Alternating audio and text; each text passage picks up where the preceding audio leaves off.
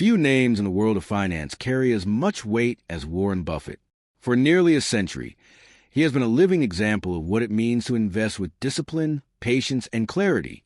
But now, in 2025, we are witnessing the closing of one of the most legendary chapters in investing history. Warren Buffett, the man who transformed Berkshire Hathaway into a trillion-dollar empire, is preparing to step down. And with that, we are left with two questions. What comes next? And perhaps more importantly, what have we truly learned from him? Let's take a moment to reflect on his journey, not as fans of finance, but as students of life. A lifetime of wisdom, from $20 to $809,000. Buffett bought his first stock at age 11. Today, at 94, he is stepping away from his role at Berkshire Hathaway, leaving behind more than just a portfolio. He leaves a philosophy. In 1965, when Buffett and Charlie Munger took over Berkshire Hathaway, each share of the company was worth just $20. As of last week, it closed at over $809,000. That's not a typo. It's the result of compound growth, patience, and unwavering strategy. The secret? Buffett never chased trends. He never followed the hype. He simply bought high-quality companies with long-term potential, reinvested every dollar profit, and let time do the rest. Discipline over lifestyle. What makes Buffett's story even more remarkable isn't just the numbers. It's how he lived. While managing billions, Buffett stayed in the same modest house he bought in the 1950s. He drove the same old car for years. He didn't build a lavish lifestyle. He built a legacy. In a world obsessed with image, Buffett chose simplicity. And that's not by accident. Buffett understood something most people overlook. The real power in life is freedom. And the fastest way to lose that freedom is to become a slave to appearances. He proved that wealth isn't about what you can spend. It's about what you can retain, reinvest, and multiply. Apple, Coca-Cola, and the power of long-term bets. One of Buffett's most lucrative investments came surprisingly late in life. He began buying Apple stock in 2016, well into his 80s. And yet, Apple quickly became one of Berkshire Hathaway's most profitable holdings, more valuable than many of the businesses Berkshire owned outright. This is the magic of compounding. It rewards you more as time goes on. The biggest gains often come later in the game, as your basic capital grows larger and your dividends and profits snowball. It's the same story with Coca-Cola. Buffett once joked that he drinks 3 cans of Coke every day, and he wasn't kidding. But it's not just a favorite drink. It's a lesson. He invested in the company decades ago and never sold. The return? Extraordinary. He didn't buy these companies for fast flips. He bought them because he understood them. And he held on to them because they continue to deliver value year after year. That's the Buffett mindset. Find what works and stay with it. The true value of reinvestment. One of the most important lessons Buffett teaches is this. Don't just earn, reinvest. Many investors make the mistake of cashing out too soon, withdrawing dividends, or seeking flashy returns. Buffett took a different path. He reinvested everything Berkshire earned, whether through dividends, profits, or sales of underperforming assets, into other great opportunities. Even when investments didn't go well, such as airline stocks in recent years, he cut losses and reallocated capital to stronger positions. And when businesses performed well, he bought more shares, not to sell, but to reduce outstanding supply and increase shareholder value. This strategy of buybacks and long-term reinvestment is one of the most powerful wealth creation tools in finance. It amplifies returns far beyond what dividend payouts alone can achieve. In essence, Buffett didn't just build wealth. He engineered a machine that accelerated it over time. Celebrate the lessons, not just the man. Buffett's retirement isn't just the end of a career. It's the closing of a chapter that shaped how millions of people view money, investing, and time. We will see new leaders rise. Markets will change. New technologies will disrupt old industries. But the core of Buffett's wisdom will remain timeless. Invest in what you understand. Stay the course. Reinvest consistently. Avoid unnecessary risks. Let compounding work its magic. As we close this first part, I invite you to reflect. What's the one principle from Buffett's life that you've applied or want to apply in your own journey? Share your answer below. You never know how your insight might inspire someone else who's watching this today. Warren Buffett didn't just outperform the market, he outlasted it.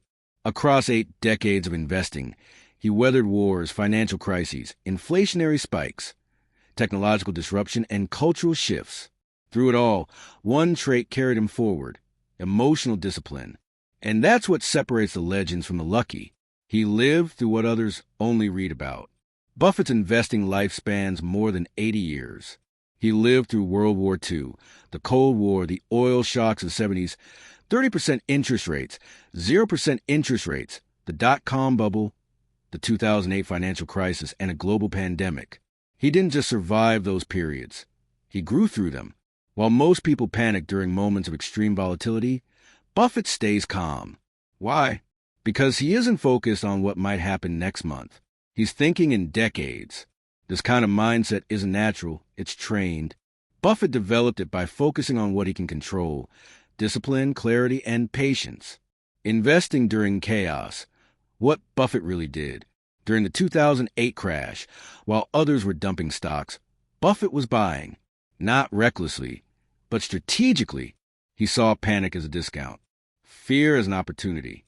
When airlines collapsed during the pandemic, he cut his losses quickly and shifted his capital elsewhere. Some criticize a move, but that's the essence of Buffett's strategy. He doesn't marry his positions. He stays loyal only to logic. He once said, "The market is a device for transferring money from the impatient to patient." And that's exactly how he built his empire. Buy simple. Hold long, reinvest always. Buffett never relied on complex trades or exotic strategies. His portfolio often looks surprisingly simple: Coca-Cola, Apple, American Express, Bank of America, and a few well-chosen industrials. What matters isn't the number of holdings. It's the conviction behind them. Buffett's success came from knowing when to act and when to wait. He wasn't constantly buying or selling. He built positions quietly, waited for compounding to do its work, and let time deliver returns that trading never could. And when companies paid dividends, he didn't spend the income. He used it to buy more great businesses. This reinvestment cycle is the real secret behind Buffett's empire. While most investors think in quarters, he thought in generations. Why? Buybacks multiply wealth.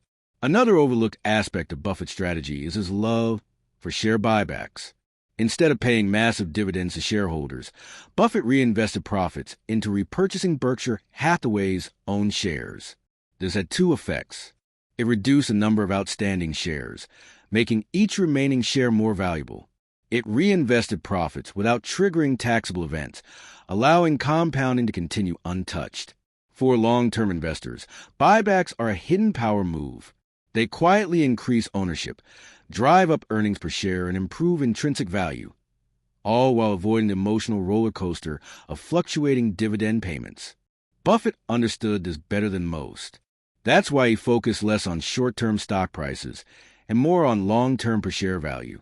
Apple, Buffett's biggest late-stage victory. Let's not forget one of the most powerful examples of Buffett's genius: Apple. He started buying shares in 2016 at age 86. At that point, most people are slowing down. Buffett was making the most profitable investment of his life. Apple now represents one of Berkshire's most valuable positions, outpacing performance of many of its wholly owned companies. Why? Because it embodies exactly what Buffett looks for: a brand with global loyalty, predictable cash flows, strong leadership, a product people use every single day. And while many saw Apple as a tech stock, Buffett saw it as a consumer product company with deep emotional connections. That's the kind of insight that only decades of experience can bring: the power of staying boring. Buffett's lifestyle is famously boring. He eats at McDonald's, drinks Coca-Cola, reads for hours every day, and lives in the same house he bought in 1958. No yachts, no islands, no excess. But this isn't about frugality, it's about focus. The less noise in his life, the more energy he can give to what really matters. And in investing, that focus led to billions. There's a lesson here. You don't need to complicate your life to build wealth. In fact, the simpler you keep it, the more powerful your results can become.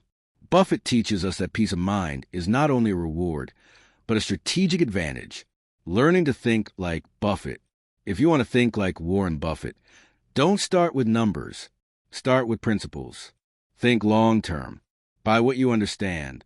Stay calm in chaos. Reinvest everything. Let time do the heavy lifting. You don't need to be a genius. Buffett himself says, success in investing doesn't require a stratospheric IQ, unusual business insights, or inside information. What it does require is the right temperament and a system that prevents you from sabotaging your own future. And here's something that most people overlook. The biggest gains don't happen at the beginning. They happen in the final stretch, once compounding picks up speed. So even if you're starting late, you're not behind. You're just warming up. If any part of this resonated with you, take a second to share it with someone you care about. This kind of wisdom multiplies when passed forward, and you never know who needs it right now. The world isn't just watching Warren Buffett because he's rich. It's watching because he represents something increasingly rare: clarity in chaos, humility in abundance, and a long view in a short-sighted age. Now, as Buffett gradually steps back from the spotlight, the natural question arises, what comes next? And more importantly, what should we take with us from everything he taught? The transition at Berkshire Hathaway. Warren Buffett has been preparing for this moment for years. His successor, Greg Abel, is already deeply embedded in Berkshire Hathaway's operations. He's known for his integrity, operational discipline, and long-term thinking, three qualities Buffett values above all else. Buffett didn't just build a company. He built a culture. And culture is what lasts when personalities step away. He also made one thing clear. Berkshire isn't just about Buffett. It's about principles. And as long as those principles remain, the company can thrive, even after the oracle has left the building. This kind of succession isn't about replacing a man. It's about continuing a mission, one grounded in long-term value creation, rational thinking, and ethical capitalism, the end of an era or the beginning of a movement. For many, Buffett stepping down feels like the end of something profound. But perhaps it's better to view this moment differently. Not as a closing chapter, but as a passing of the torch. Buffett didn't just give us stock tips. He gave us a blueprint for a life well invested. He showed us that success doesn't require flashiness, that discipline can beat luck, that a simple plan, executed consistently, can outperform the most complicated strategies. Most importantly, he taught us that the ultimate investment isn't in stocks or businesses. It's in character. And that's a movement worth continuing. Applying Buffett's lessons in real life. You don't need $1 billion to live like Warren Buffett. You just need the willingness to think long-term, to avoid emotional decisions, to keep learning, to reinvest in yourself. Start by creating a clear plan for your finances. Focus on what you can control: your habits, your income, your spending, and your ability to delay gratification. Then build a system that supports you, one that doesn't rely on willpower alone, but on automated action. Buffett didn't rely on motivation. He relied on mechanisms. And never forget, small actions, repeated consistently, compound into massive results. Whether it's saving a little more, reading a few more pages, or staying invested during a storm, the effect multiplies over time. This is the true magic of compounding. Not just with money, but with wisdom, trust, and personal growth. There will be more like him, but never another him. Buffett may be one of a kind, but his teachings are available to anyone willing to listen. He made wealth building understandable, not mysterious. And he did it with humility, wit, and a Coke in hand. His example reminds us that greatness often looks like consistency. It looks like saying no more often than yes. Like reading when others are rushing. Like staying calm when others panic. It looks like building something that lasts. Not just for yourself, but for those who come after you. That's a rare legacy, and one worth protecting. So as we watch the twilight years of Buffett's remarkable journey, let's not just remember what he did, let's apply it. Let's use his principles to navigate our own paths, whether we're managing $100 or $100 million. And if this message spoke to you, take a moment to make sure you're subscribed and that notifications are turned on. Many of the people who benefit from these insights aren't subscribed. And by doing so, you ensure you don't miss the next lesson that could transform your financial future.